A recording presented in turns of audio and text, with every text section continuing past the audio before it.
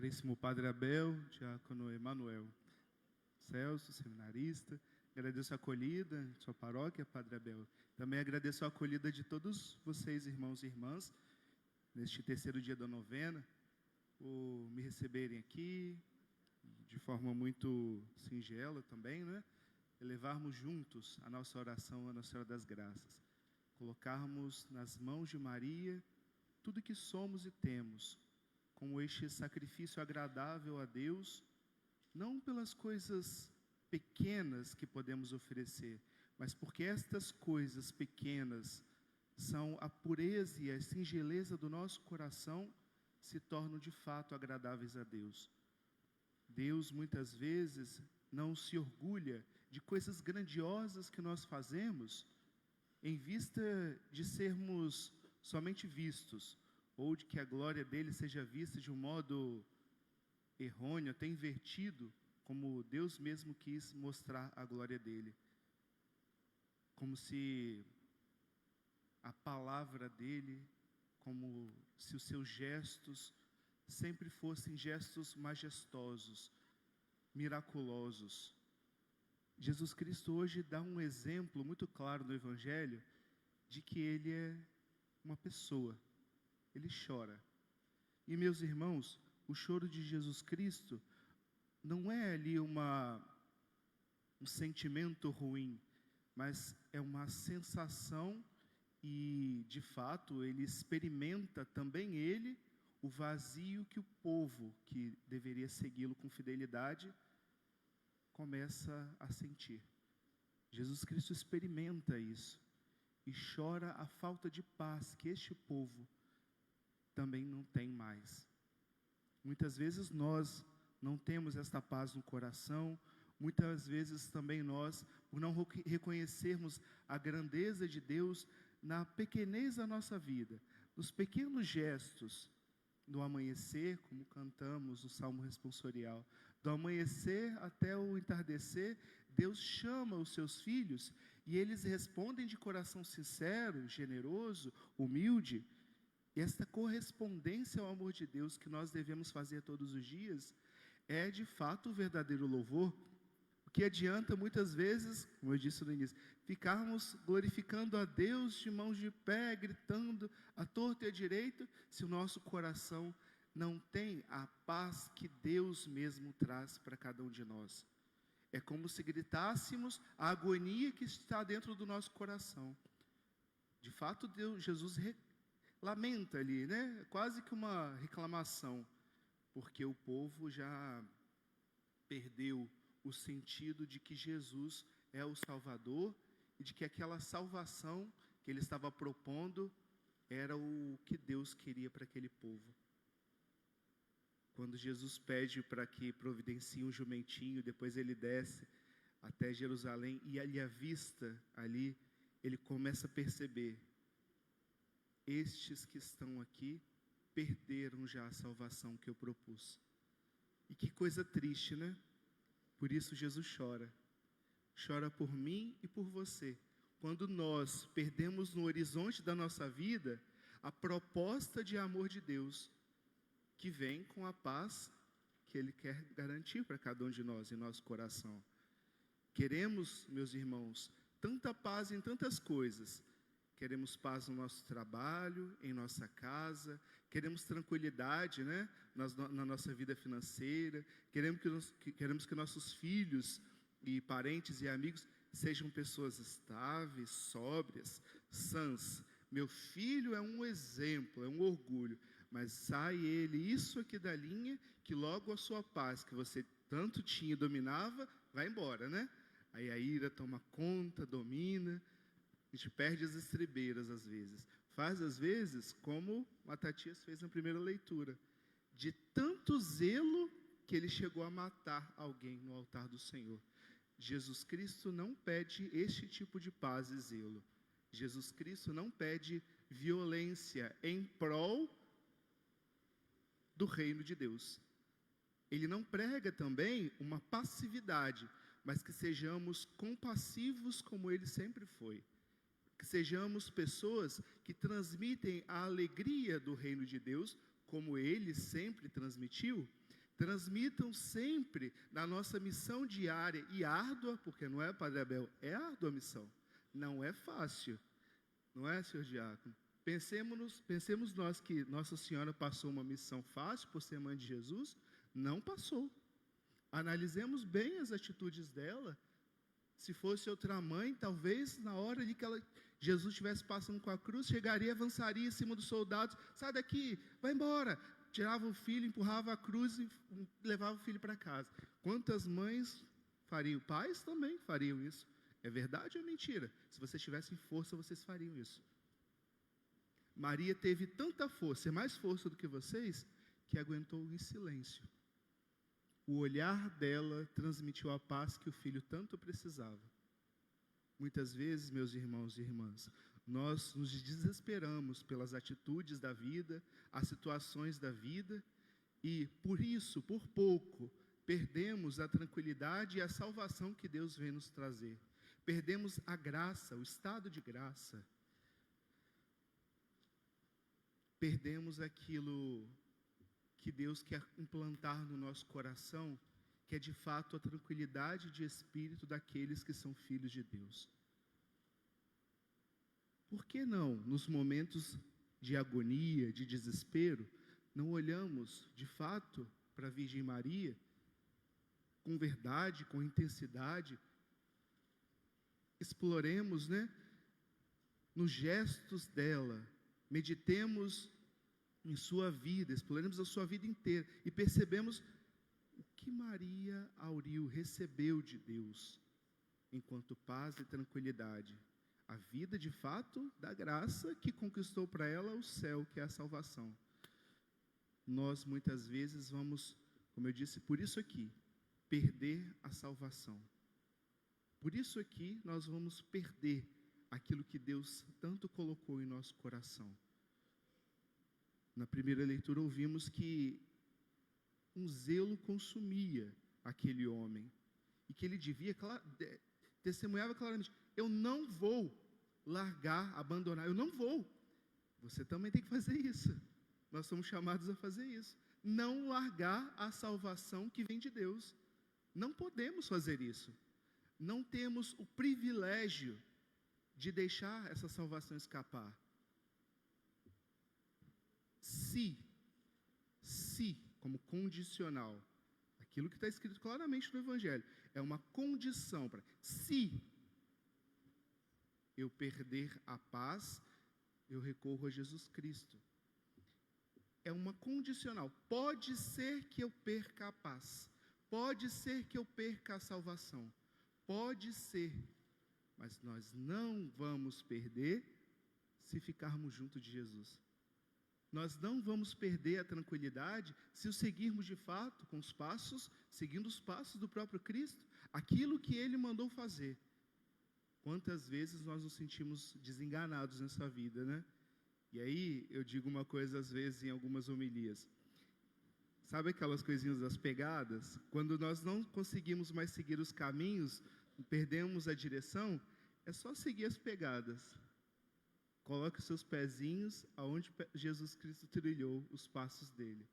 Se você seguir este caminho, você também não vai perder o caminho para Jerusalém. A casa de Deus, que é a casa da paz, a casa de onde vem toda a tranquilidade, a prefiguração do céu, a Jerusalém, é o lugar dos filhos de Deus. É o nosso lugar, é o seu lugar. E hoje a liturgia desse fim dos tempos, desse fim do tempo litúrgico, quer proclamar isso no nosso coração. Fazer com que nós não percamos essa intensidade que tem a salvação de Deus. Porque às vezes nós desistimos dela. Às vezes nós deixamos de lado. Entramos na graça e depois, quando erramos, todo mundo é assim, acontece sempre. Padre, mas meu filho já não tem jeito, na minha casa a situação está tão difícil que eu já não sei nem o que fazer. Vou viver assim mesmo. Sabe, nós vivemos num tempo em que não temos mais coragem nem de agir um pouquinho em prol daquilo que nós acreditamos. O que de fato nós acreditamos? para colocarmos em prática e vivermos intensamente aquilo ali.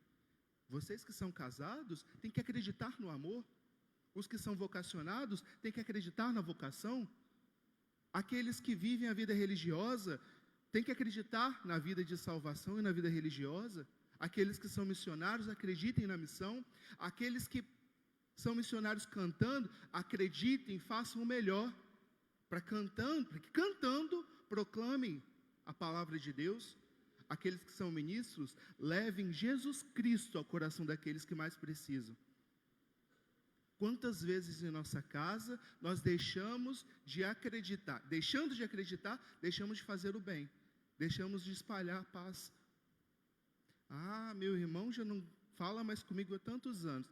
Eu também não vou correr atrás dele, não. É assim. É assim ou não é?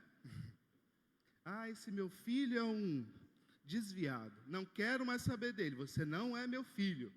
Vai embora de casa. Fica anos sem falar com os filhos. Que atitude é essa, cristã? Você deixou de acreditar na sua vida? Você deixou de acreditar em tudo aquilo que Deus proclamou? De milagre, de vitória, de bênção? Todas as novenas que nós rezamos, a vida inteira. Quantos aqui tem mais de 60 anos? A vida inteira, às vezes, rezando novena, pedindo a Deus, e no fim da vida, parece que não faz mais sentido, né? Posso desistir agora, já não tem mais importância. Aí vivemos como as pessoas do mundo, perdidas, sem horizonte de fé, sem horizonte de religião, sem horizonte de crescer como pessoa, enquanto pessoa. Estudam, trabalham, tem isso, tem aquilo, alguns chegam ao doutorado. Eu conheço pessoas assim, que têm doutorado. Hoje em dia é difícil ter um doutorado, né? Eu acho difícil ter um doutorado. Tem pessoas que estudaram, olha que graça muito grande conquistaram na vida. Mas cadê o sentido? Não está posto, firmado naquele que é o Salvador da nossa vida. As coisas que fazemos já não têm mais propósito. Perdemos o propósito de vida. Que grande falta de graça é essa que nós vivemos, né? Mesmo confessados dentro do castelo interior, nós vivemos ainda as coisas que estão lá fora. Mesmo vivendo na casa de Deus, na Jerusalém, vivemos aquilo que lá fora nos seduz. Ouvindo as palavras do inimigo, deixando-nos ceder. Ah, esse final de semana não precisa ir à igreja não, posso beber. Ah, esse final de semana tem uma festa assim, assim, assado, vou ficar com a minha namorada mesmo, vou namorar com ela, porque todo mundo diz que é normal, vou fazer mesmo. Ah, passou uma fulano bonito. Ah, no meu trabalho é assim, assim, assado, todo mundo faz, vou roubar também, vou ser desonesto também, vou dar um atestado falso. É assim que a gente faz. Ah, todo mundo está fazendo, né? Acho que não vai ser tão ruim assim. É o horizonte do sentido dessas coisas que nós perdemos e por isso fazemos, pensando nós, que estas coisas são boas. E meus irmãos, vou relembrar, é por isso que Jesus chora. Por causa dessas pequenas coisas que vocês fazem. Por causa dessas pequenas coisas, nós perdemos a salvação. Ao invés de fazermos pequenas coisas que agradam ao Senhor. É difícil acordar no domingo para vir à missa? Às vezes é. Tem dias que você está exaurido da semana. Mas olha o sacrifício bonito.